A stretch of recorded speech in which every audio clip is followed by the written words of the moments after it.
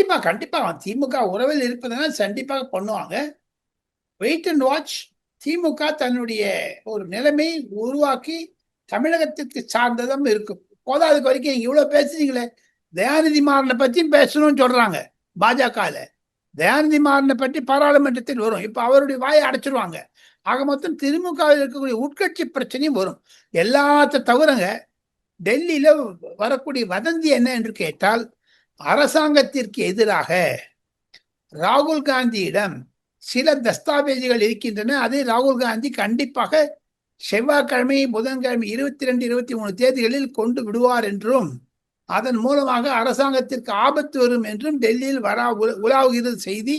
அது பெகல்காம் எப்படி Donald Trump அமெரிக்க அதிபர் சொல்லுகிறாரோ அதிலிருந்து வரக்கூடிய பத்திகளை வைத்துக் கொண்டு தான் ராகுல் காந்தி 12ஆம் தேதி 22ஆம் தேதி நாடாளுமன்றத்தில் பேசும் பொழுது இது மாதிரியான ஒரு கருத்தை தெரிவித்தால் நாடாளுமன்றம் கலைவரமாக இருக்குங்க. அதெல்லாம் இந்தி கூட்டணி மூலமாக வரையறுக்கக்கூடிய திட்டங்களில் இன்று இரவு முடியும் 7 மணிக்கு தான் கேள்விப்படுறோம்.